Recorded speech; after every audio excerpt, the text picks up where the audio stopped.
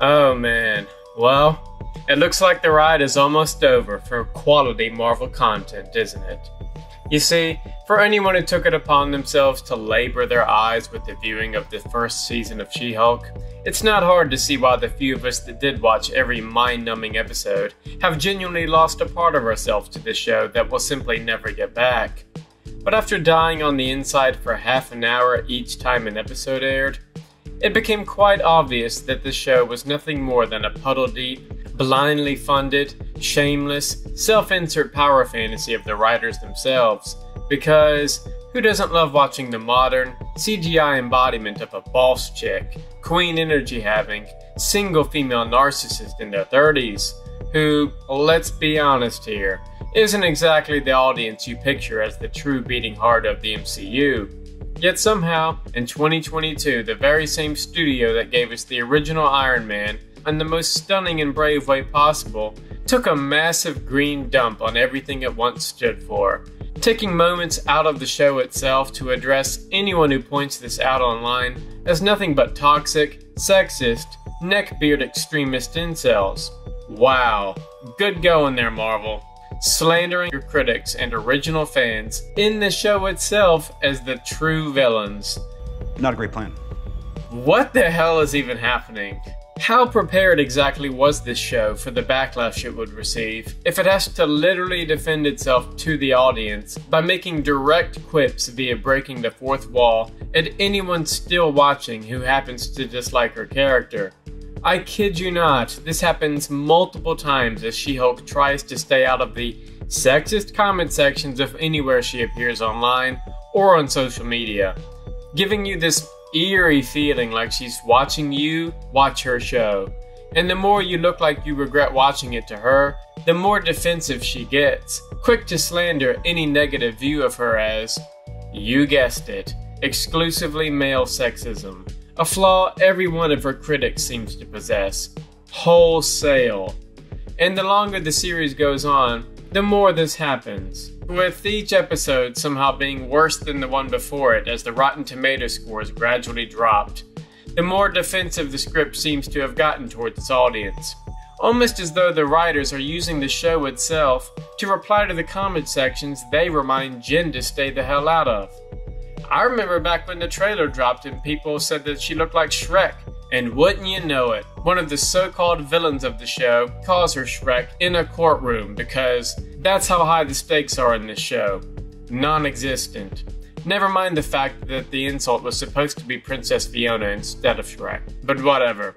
All I'm saying is, that line was either coincidentally already in the script because the writers were already well aware of the CGI problem while making the show, or this show's writers actually read the comments on the trailer and instead of fixing the CGI like a certain hedgehog had to have done, instead, they just worked that quippy Shrek line from Titania into the script itself at the last minute to show us all just how self-aware they are of the general consensus regarding the atrocious CGI. Just because you reference what most people thought about the CGI after the release of the trailer doesn't make you clever, Marvel, much less do anything for what already feels like an entirely ad-lib script.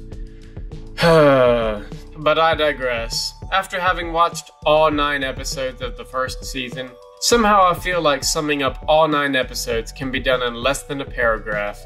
Not exactly something I expect to change when season 2 undoubtedly gets greenlit. It is getting greenlit, right? Right? But alright, let's get to it.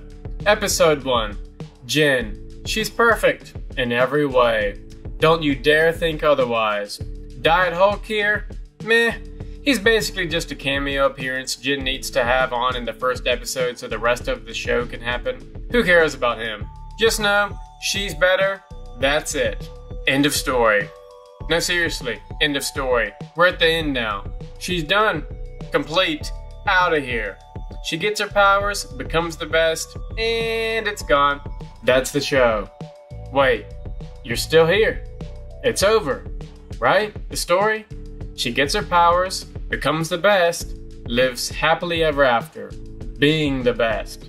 Honestly, it's like the writers ended the series here, But now they're just stuck right at the dead ass end of the story with 8 episodes left and no room to grow or fail, forcing this character to walk off into the sunset for the entire rest of the series. It's like the credits are rolling, but each episode going forward is just some half-hour-long post-credit cutscene where nothing of any relevance or general importance, be it good or bad, is ever allowed to happen apparently. So, what do we have left? What does this leave us with besides a studio just blindly filming Jin's life for no reason after the first episode? If she can't fall or rise, what else can she do? Well, like any typical Marvel post-credit cutscene, maybe for episode 2 we can do a long gaffe about her getting a job, or maybe going into a bar or something. That's it. Yeah, that's episode 2.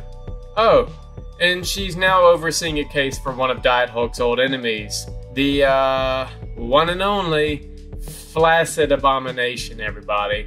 And it's only after seeing what the writers did to his old enemy that Diet Hulk finally takes the hint and kindly pisses off to the edge of space where the writers actually want him for the rest of the show, now that they've had their way with him, of course. How disgraceful.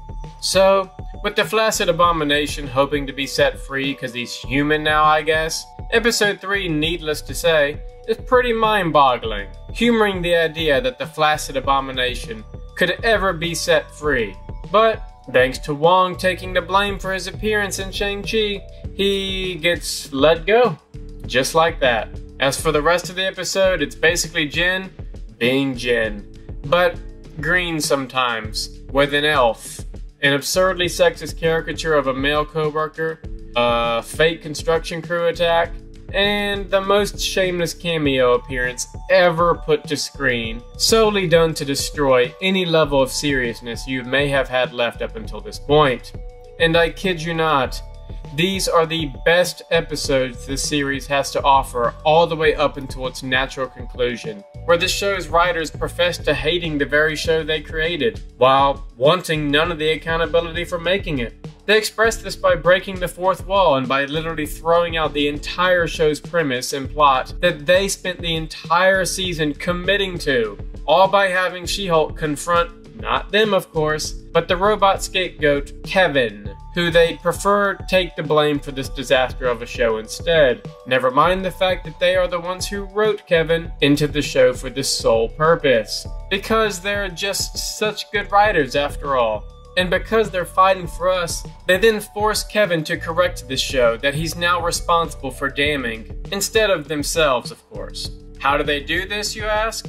They do it by having Kevin change the conclusion of the show to what She-Hulk believes the audience wants over the one single plot of the show about stealing She-Hulk's blood that they wrote in the first place and committed the entire show to. Which only begs the question, why write it in the first place if you're going to blame its failure on the predictable Marvel formula of success, while simultaneously throwing it out? Remember, provided this formula were actually used in the show, why then? Why is your show the exception to success provided it used the said formula for success? Well, I'll tell you why. Because it didn't actually use it. Blaming the failure of this show on the formula it deliberately opted not to use is like blaming your back pain on a doctor whose surgery you never actually opted to have in the first place. It makes no sense. Needless to say, shortcomings and good moral fiber. Honestly, as simple as they are, they go a long way for heroes. The problem with Jin is simple. She's an asshole. Narcissistic to the bone, loathes men wholesale for not being attracted to this girl boss behavior of hers that doesn't match the person it's attached to, frankly. So she surrounds herself with the few people who will parrot whatever she says, putting herself in a bubble of people who only exist to praise her, while they all collectively eat each other's girl boss excrement, spewing the same shallow, generic, toxic, hypocritical narcissism that they so actively accuse men of having, when it's assholes like them of both genders that are clearly made for each other. No, Jen, 50 Shades of Feminism is out of your league. Far, far out of your league. These writers have no idea how to make their beliefs palatable.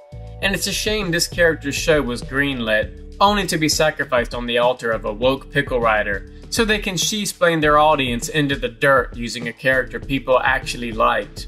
Jen, seriously, you complained to a man who chose to eat a bullet and later went on to save 50% of the universe. Like, you complained about catcalling while shamelessly objectifying yourself and 50 Shades of Feminism each time he made an appearance on your show. Respectfully, piss off, Jen. You see, simply put, Jen sucks. And sadly, that's why She-Thicc sucks too. 'Cause they're the same. She-Thicc can only do right, be right, and is always praised as awesome by the entire supporting cast of this show. But what else is there? Who is she really? Well, without any voiced motivations, visible personal struggles, acknowledged flaws to improve on, or an ounce of character development, she's just the self-insert power fantasy of a weak pickle writer.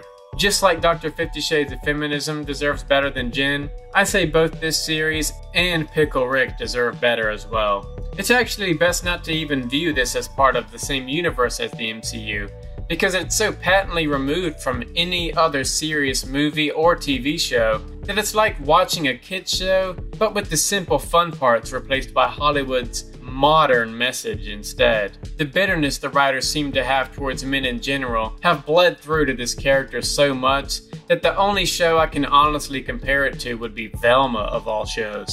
And that's saying something. Honestly, my final thoughts on Jen's narcissistic message to the world is simple. If one were to give Peter Parker and Jennifer Walters $1 million each, Peter Parker would always be richer. Why, you ask? Because unlike Spider-Man, She-Hulk is mentally, morally, and comedically bankrupt. Which, if you're Mindy Kaling, is clearly what the perfect protagonist that everyone can relate to looks like. Unless you're white, of course. Right, Mindy? Anyways, I hope you guys like this review. So feel free to comment down below and let me know what movie you'd like me to review next. Whether it's good or whether it's an insult to anyone with eyes. Remember, I'll fucking judge.